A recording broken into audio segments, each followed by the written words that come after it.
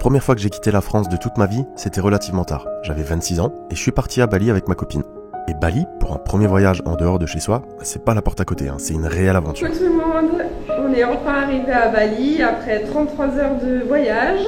À part à travers internet, je n'avais aucune idée finalement de à quoi ressemblent les autres mondes qui existent. C'est bien beau de savoir qu'il y a d'autres cultures, d'autres manières de fonctionner.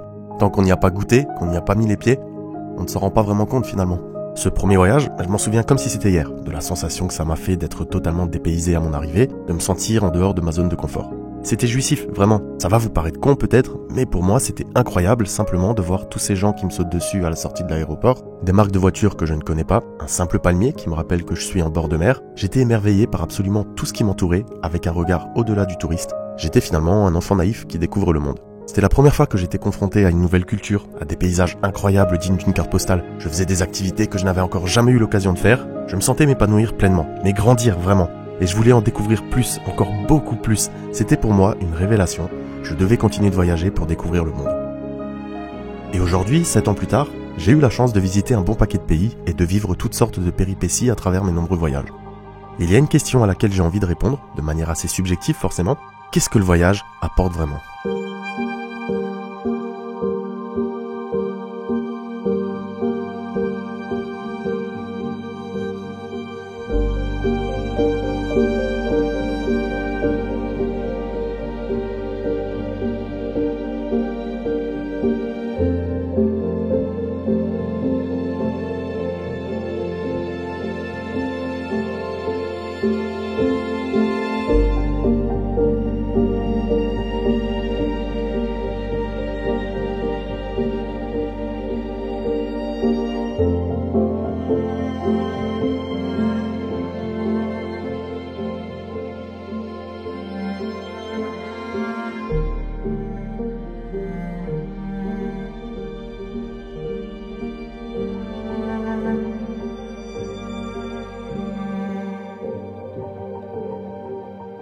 Après toutes ces années à parcourir le monde, ma candeur a fait place au fil du temps, progressivement, à un esprit plus mature, qui me permet aujourd'hui de répondre à cette question en utilisant mon expérience personnelle.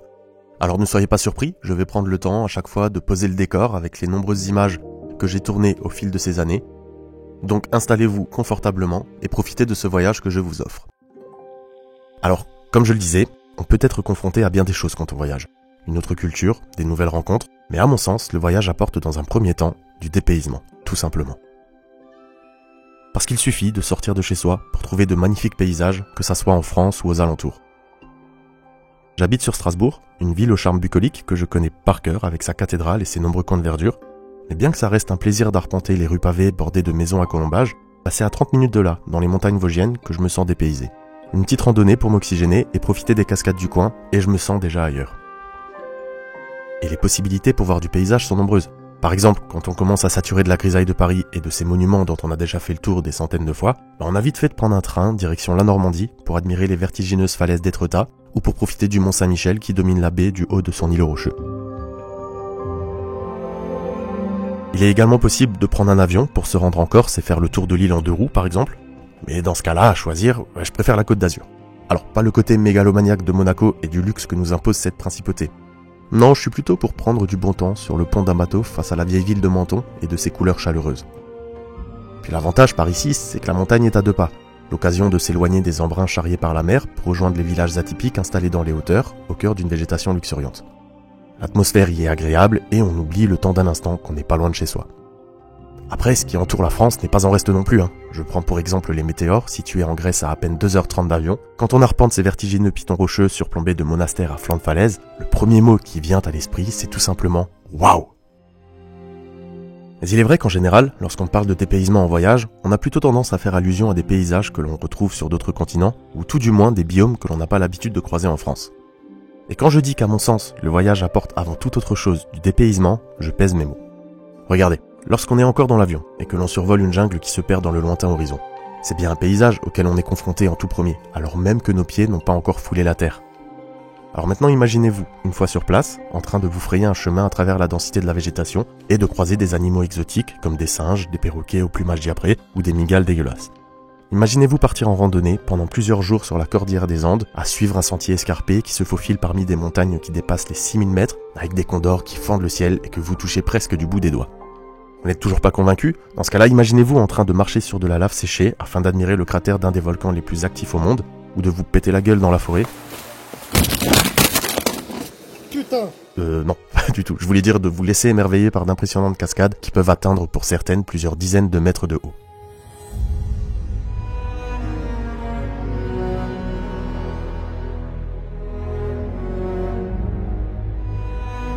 Après bon, c'est vrai que pour ma part, l'eau c'est vraiment quelque chose que j'adore. Dès que c'est possible, j'y plonge directement. Que ça soit au pied d'une cascade, dans des cénotes cachées dans une jungle ou dans les lagunes à l'eau turquoise, même si la sortie s'annonce vaseuse et compliquée, c'est impératif, je dois piquer une tête. Les paysages sont pour beaucoup intrinsèquement liés à la culture du lieu qu'on visite ou du pays. Et c'est pour moi la seconde chose qu'apporte le voyage, la découverte d'une nouvelle culture.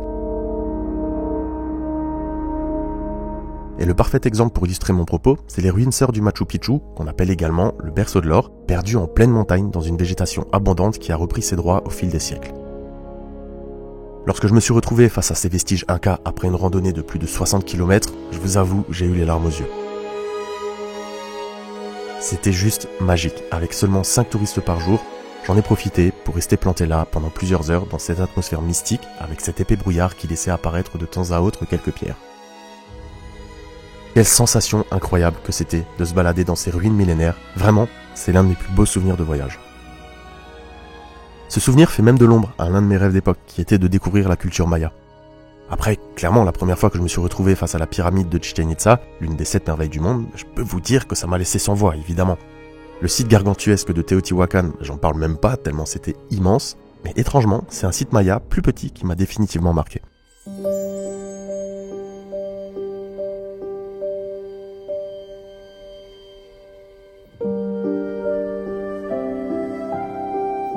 J'y étais seul pendant une bonne heure avant l'arrivée en masse des touristes, ce qui m'a laissé tout le loisir de m'imprégner de l'énergie du lieu et de découvrir l'histoire de la civilisation qui vivait parmi ces pierres millénaires. Après, quand on parle de culture, ça n'est pas nécessairement des cultures disparues. Il est aussi bien de découvrir les mœurs et coutumes locales, encore bien ancrées. Je pense notamment à mon aventure aux Philippines, quand je me suis introduit au culot dans une mairie pour participer à une levée de drapeau quotidienne, tout en prière et en chant. Ako ay Pilipino. Ako ay Pilipino. Buong katapatang nanunumpa. Buong katapatan ng lumpa. Sa watawag ng Pilipinas. Sa watawag ng Pilipinas. At sa bansang kanyang sinasagisa.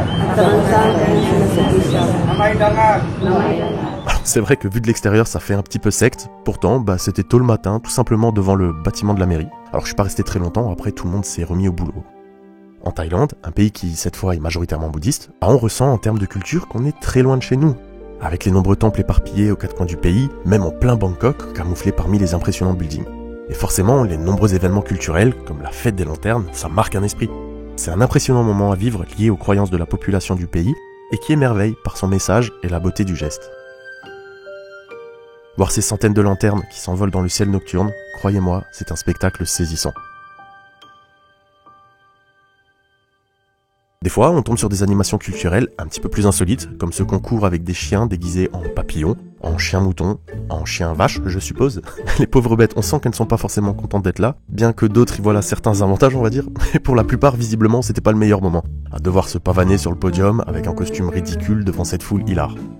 Après, j'avoue, c'est vrai que c'était rigolo, et puis les bêtes avaient l'air d'être bien traitées, ce qui n'est pas toujours le cas dans beaucoup de pays.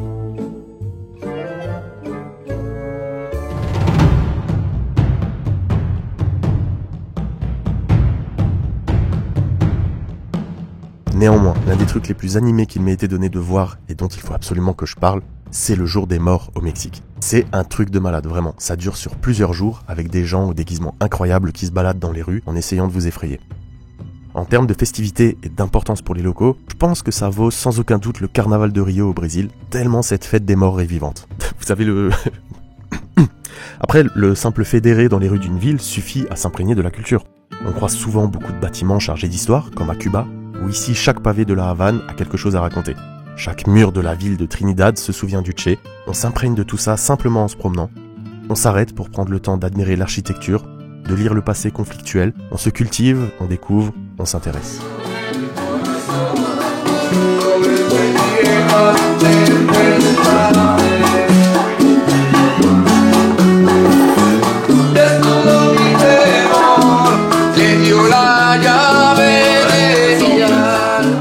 Je me dis, d'une certaine manière, la nourriture, on peut l'inclure dans la culture, non? On parle bien de patrimoine culinaire, n'est-ce pas? Après, malheureusement, je me filme rarement en train de manger un repas local. Du coup, j'ai pas vraiment d'image à vous partager de plats ragoûtants typiques de certains pays. Néanmoins, ça ne veut pas dire qu'en off, je me suis pas pété le bide. Oh non, loin de là. Il y a tellement de spécialités partout dans le monde, dans chaque ville, de chaque région. C'est comme aller au Mexique et ne pas goûter un simple tacos, ou arpenter les rues de New Delhi et ne pas goûter un thali. Quoique, c'est vrai que j'en garde pas spécialement un bon souvenir, tellement j'étais malade ensuite. Mais bon, on va dire que ça fait partie de l'aventure. Bon, enfin voilà, vous voyez où je veux en venir avec ce côté culturel. Là en roulant, je suis tombé sur une sorte de fête. Je sais pas ce que c'est, mais justement, on va juste aller voir. Je suis curieux de savoir ce qui se dit là-bas. C'était il y a 7 ans, lors de mon premier voyage en solitaire aux Philippines. Et si je vous montre ces images, c'est pour vous parler d'à quel point, mais alors j'étais pas à l'aise, mais pas du tout à l'aise dans cette fête, avec mon t-shirt bleu vif et mes caméras de partout. Je suis de nature timide en fait de base, et je préfère me faire discret. Or là, tous les regards étaient braqués sur moi, c'était très déstabilisant. Non mais regardez ma tête, j'ai l'air au bout de ma vie.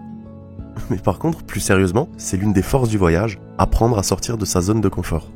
Pour certains, ça sera de voyager seul, qui sera déjà en soi une épreuve. Pour d'autres, ça sera de se retrouver dans un endroit totalement inconnu où l'on ne parle même pas la même langue. Mais pour moi, c'était d'affronter le regard des gens. Un regard qui, pourtant, dans la très grande majorité du temps, évoque simplement de la curiosité. Sincèrement, le voyage a changé cette facette de moi, grâce aux nombreux coups de pied que je me suis foutu au cul pour sortir de ma zone de confort et affronter mes démons. Dites-vous qu'à des moments, j'étais bloqué dans ma chambre d'hôtel, je n'osais même pas sortir dans la rue car je savais que j'allais attirer l'attention avec mon matériel. D'autant plus que dans les pays où le coût de la vie est bas, ça impressionne de voir un bonhomme débarquer avec toutes ses caméras à la main. Et forcément, on se retourne sur moi continuellement quand je marche dans la rue. Et quand on aime se faire discret, je vous assure, on sent le poids des regards. Et c'est lors de mon premier voyage en Inde, donc là très récemment, que j'ai pris conscience que le regard des gens ne m'affecte plus et que le voyage m'a permis de corriger cet aspect de moi. Parce que là-bas en Inde, déjà, ils n'ont pas tous l'habitude de voir des étrangers. Alors en prime, un mec qui se balade pour faire un mini-reportage avec des caméras en main, croyez-moi que tous les 100 mètres, on m'arrêtait pour faire une photo. C'était assez amusant d'ailleurs, j'avais l'impression d'être une sorte de star. En plus, avec le gimbal à la main, non mais super la photo. Le deuxième point que le voyage m'a permis de corriger, c'est ma timidité. Cette difficulté que j'avais à aller vers les autres. Là aussi, quand je me retrouve dans un pays que je ne connais pas, je suis obligé d'aller vers les gens pour demander des conseils. Ou même pour mes vidéos, afin d'y intégrer un côté humain, je n'avais pas d'autre choix que de me forcer à aller parler aux gens. Ça rejoint le dernier point que je souhaite aborder, de ces petits événements spontanés qui enrichissent une aventure, les rencontres. Et oui, c'est inéluctable. Des rencontres, on va forcément en faire quand on voyage. Peu importe que l'on soit timide ou pas, il y aura toujours quelqu'un d'un peu plus loquace qui viendra vous adresser la parole pour briser la glace et potentiellement nouer un lien avec vous. Dans mon désir de sortir de ma zone de confort, afin de vaincre cette timidité, à des rencontres j'en ai fait énormément. Certaines m'ont touché plus que d'autres, je pense notamment à Tutaro, un guide extraordinaire qu'on avait eu à Bali pendant une journée et avec qui nous étions restés en contact bien après notre retour en France. Et à cette fête dont je vous parlais juste tout à l'heure, là où je n'étais pas à l'aise, je me suis tout de même forcé à aller vers les gens, ce qui m'a permis de faire la rencontre de Mactang, un bonhomme super sympathique avec qui j'ai sympathisé pendant plusieurs heures et qui m'a fait découvrir des gourmandises locales. Aller vers les autres, c'est l'occasion de partager un moment ensemble, échanger sur l'histoire de chacun, autour d'une bière ou d'un repas, mais ça permet aussi d'en apprendre plus sur la manière de vivre de certaines personnes. On rencontre des gens au talent caché qui confectionnent toutes sortes de choses pour les vendre par la suite afin de gagner un peu de flouze, des cultivateurs qui vous apprennent comment ils font pousser le riz, d'autres qui ramassent des bigorneaux sur la plage pour les revendre au marché, d'autres encore qui vous embarquent en pleine jungle pour trouver des animaux endémiques. J'ai été initié à la lutte sénégalaise où je me suis fait éclater par des titans indéplaçables et increvables. J'ai pris de belles droites d'un champion de Muay Thai qui m'a ensuite invité à partager un repas ensemble comme si de rien n'était. J'ai même rencontré un ermite perdu en pleine forêt dans une maison de bonne fortune qui s'était lui-même construite et qui avait choisi de s'isoler après un meurtre qu'il avait commis, mais qui malgré tout m'avait invité à boire un café à sa table. Faire des rencontres, c'est indissociable du voyage. Bien qu'en ce qui me concerne, ça me pose 2 problèmes. Le premier, c'est qu'il y aura toujours un au revoir au bout d'un moment. Et je déteste ce moment d'émotion. Et le second problème, justement, qui rejoint le premier, c'est que les rencontres en voyage, aussi extraordinaires qu'elles puissent être, elles seront malheureusement tout le temps éphémères. Malgré la facilité de communication grâce au réseau, le temps fait son œuvre et petit à petit les communications se font de plus en plus rares, voire même inexistantes. Voilà, finalement j'ai regroupé 4 bienfaits principaux qu'apporte le voyage selon moi. Le dépaysement, la découverte d'une nouvelle culture, sortir de sa zone de confort et faire des rencontres. Mais il y a encore des centaines de points que j'aurais pu aborder en vérité. Honnêtement, ça dépendra clairement de chacun. J'aurais pu dire que le voyage permet énormément de relativiser ses problèmes, surtout quand on voit la condition de vie de beaucoup de personnes sur la planète. Mais de mon côté, c'est une remise en question que j'ai eu régulièrement l'occasion de me faire lorsque j'étais pompier. Et si je mets le dépaysement en premier dans cette vidéo, c'est parce que c'est ce que je recherchais le plus quand je voyageais. L'aventure dans des environnements à couper le souffle, et en plus, j'adore rendre ça en image. Mais d'autres préféreront être un peu plus sédentaires et ne pas s'aventurer trop loin ou dans des endroits hostiles. Ils favoriseront alors les rencontres ou en apprendront davantage sur la culture du pays. Je sais que parmi les gens qui regardent des vidéos de voyage, beaucoup se disent que c'est une question de chance de voyager. Ça m'est souvent revenu aux oreilles. Pourtant, il faut savoir que j'ai quand même sacrifié pas mal de choses pour m'offrir ces aventures. Là où la plupart des gens font le choix de mettre de l'argent de côté afin de se créer un petit confort, j'ai choisi de voyager et de parcourir le monde. Là où beaucoup de personnes qui m'entourent ont déjà construit quelque chose de solide, une famille, une maison, moi tout l'argent que je gagnais allait directement dans mes voyages ou dans du matériel pour partager mes aventures. Cependant, je n'ai aucun regret, car lorsque je regarde ce que le voyage m'a apporté et m'a permis d'accomplir, je suis fier du parcours. Et si c'était à refaire, je le referais avec plaisir. À votre tour maintenant de me dire en commentaire ce que à vous le voyage a apporté, comment ça vous a changé, j'ai hâte de vous lire. J'en profite également pour vous dire un grand merci, car nous sommes enfin plus de 10 000 sur la chaîne. Et même si pour la plateforme YouTube, c'est pas énorme, mine de rien, ça fait partie des petites victoires dont je suis fier. Donc voilà, un grand merci à vous et je vous dis à bientôt dans une prochaine vidéo. Ciao!